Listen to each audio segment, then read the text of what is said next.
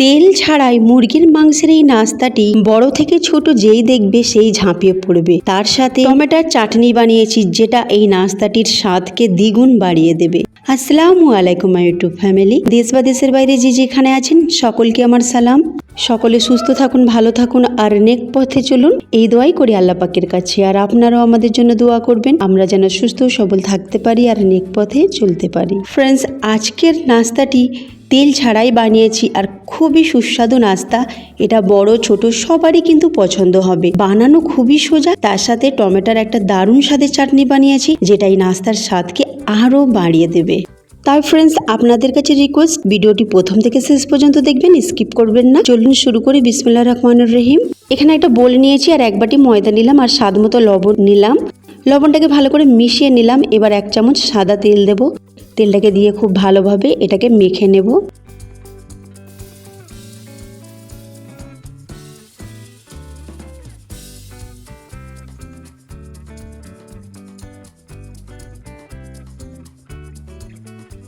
এবার একটু একটু করে পানি দিয়ে একটা ডো বানাবো। ডোটা খুব বেশি নরম বানাবো না আর খুব বেশি শক্তও হবে না, মিডিয়াম রাখবেন।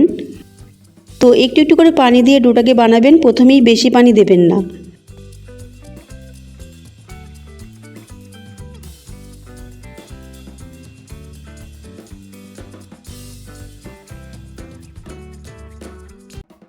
তো এইভাবে একটু একটু করে পানি দিয়ে ডোটাকে বানিয়ে তারপরে হাতে একটু সাদা তেল নিয়ে ডোটাতে মাখিয়ে নিয়ে রেস্টের জন্য ঢাকনা চাপা দিয়ে রেখে দেবো কিছুক্ষণ।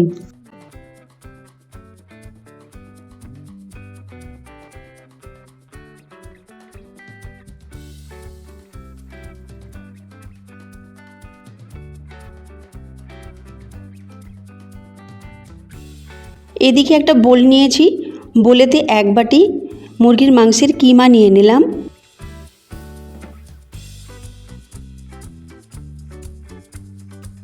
আর তাতে দেব লঙ্কা কুচি, রসুন কুচি, পেঁয়াজ কুচি আর বাঁধাকপি কুচি। তো এগুলোকে ছোট ছোট করে কুচি করে নেবেন।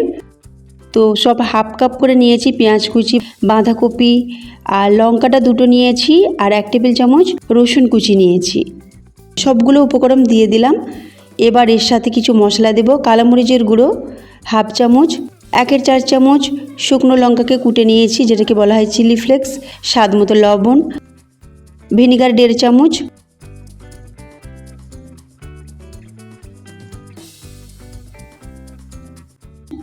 আর সোয়া সস 1 টেবিল চামচের মতো নিলাম।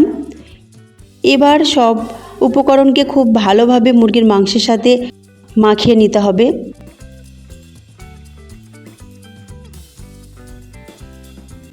হাতের সাহায্যে এটাকে ভালো করে মেখে নিয়ে ঢাকনা চাপা দিয়ে এটাকে রেখে দেব প্রায় 10 মিনিটের মতো।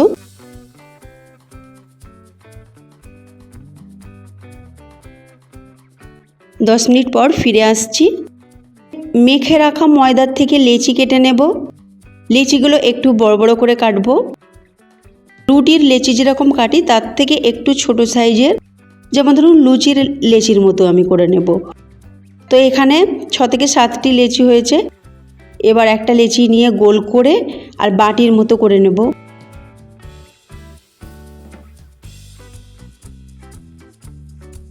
এইভাবে বাটির মতো করে নিয়ে হাতের তালুতে রেখে একটু চ্যাপটা মতো করে নেব, এইভাবে আঙুলের সাহায্যে।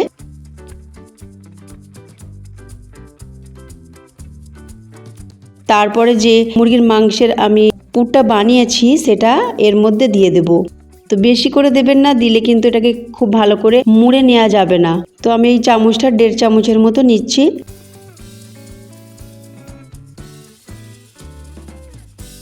এবার এটাকে গোল করে মুড়ে নিতে হবে।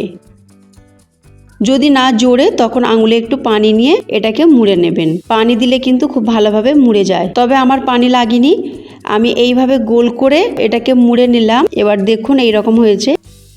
আমি আগে থেকে বাসমতি চালকে 4 থেকে 5 ঘন্টা ভিজিয়ে রেখেছিলাম, তারপর পানি ঝরিয়ে একটা প্লেটে রেখে দিয়েছি। ওই ভেজানো বাসমতি চালে এটাকে দিয়ে খুব ভালোভাবে মেখে নিলাম। মানে চালটাকে খুব ভালোভাবে এইভাবে মুঠো মুঠো করে আটকে দিতে হবে। আর স্টিমের একটা পাত্র নিয়েছি, তাতে তেল ব্রাশ করে নিয়েছি আগে থেকে, আর তাতে রেখে দিলাম। এবার এটাকে স্টিম করে নেব। আগে থেকে একটা পাত্রে আমি পানি বসিয়েছি, এটা আমার রাইস কুকার। রাইস কুকারে পানি বসিয়েছি, পানিটা খুব ভালোভাবে ফুটছে, তখন আমি স্টিম করতে দিয়ে দিলাম। প্রায় 10 মিনিটের মতো লাগবে। ততক্ষণ এদিকে চাটনি বানিয়ে নেব। আমি এদিকে 2টো টমেটো, 6টা রসুনের কোয়া আর 1টা শুকনো লঙ্কা যেটাকে সিদ্ধ করে নিয়েছিলাম, সিদ্ধ করে ঠান্ডা করে এবার মিক্সিং জারে দিয়ে দিলাম। একেবারে ব্লেন্ড করে নিয়েছি স্মুথভাবে। দেখুন এই চাটনিটা খেতে কিন্তু খুব ভালো লাগে এই নাস্তাটির সাথে। এই নাস্তাটির স্বাদকে কিন্তু দ্বিগুণ বাড়িয়ে দেবে। এবার আমি একটা কড়া বসিয়েছি গ্যাসে, তাতে 1 টেবিল চামচ সর্ষের তেল নিলাম। তেলটা গরম হতেই 1 টেবিল চামচ রসুন কুচি নিলাম। রসুন কুচিটাকে প্রায় 20 সেকেন্ডের মতো নাড়াচাড়া করব হালকা আঁচে। বেশি লাল করব না বা কোনো প্রকার কালার করব না, সাদাই থাকবে। তারপরে আমি ওই টমেটোর পেস্টটা দিয়ে দিলাম আর গ্রাইন্ডিং জারটাকে ধুয়ে একটু পানি দিয়ে দিলাম। এবার এতে কিছু মশলা দেব। কাশ্মীরি লঙ্কা 1/2 চামচের মতো দিলাম, লবণ দেব স্বাদ মতো,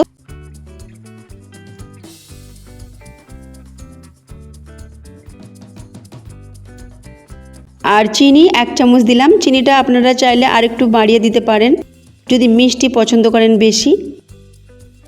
তো এবার এটাকে এইভাবে নাড়তে নাড়তে একটু ঘন করে নেব। একটু ঘন হয়ে গেলে এটাকে নামিয়ে নেব। দেখুন আস্তে আস্তে এটা ঘন হচ্ছে। দেখুন কালারটা কত সুন্দর এসেছে আর চাটনি একেবারে ঘন হয়ে গেছে। এবার এটাকে একটা বাটিতে ঢেলে রেখে দেব। ওদিকে চেক করে নেব আমি যে নাস্তাটি দিয়েছি স্টিম করতে সেটা হয়েছে কিনা। নাস্তাটি একদম রেডি হয়ে গেছে, প্লেটে নিয়ে নিয়েছি। দেখতে অসাধারণ হয়েছে আর খেতেও কিন্তু খুব ভালো হয়েছে, আর এই চাটনির সাথে খেতে তো খুবই ভালো হয়েছে। তো ফ্রেন্ডস, আপনাদের কাছে রিকোয়েস্ট, অবশ্যই এই নাস্তাটি আপনারা ট্রাই করবেন বাড়িতে, আর আমাকে কমেন্টে জানাবেন কেমন আপনাদের লেগেছে। আর ভালো লাগলে অবশ্যই লাইক করবেন, তার সাথে প্রচুর শেয়ার করবেন। তার সাথে যারা নতুন রয়েছেন সাবস্ক্রাইব করে পাশে থেকে বেল আইকনটি ক্লিক করবেন সবার আগে নতুন রেসিপিটি পাওয়ার জন্য। আর এই রকম তেল ছাড়া নাস্তা যদি আপনারা পেতে চান তাহলে আই বাটন বা এন্ড স্ক্রিনে ক্লিক করে দেখে নিতে পারেন, ওখানে দেয়া আছে। আল্লাহ হাফিজ।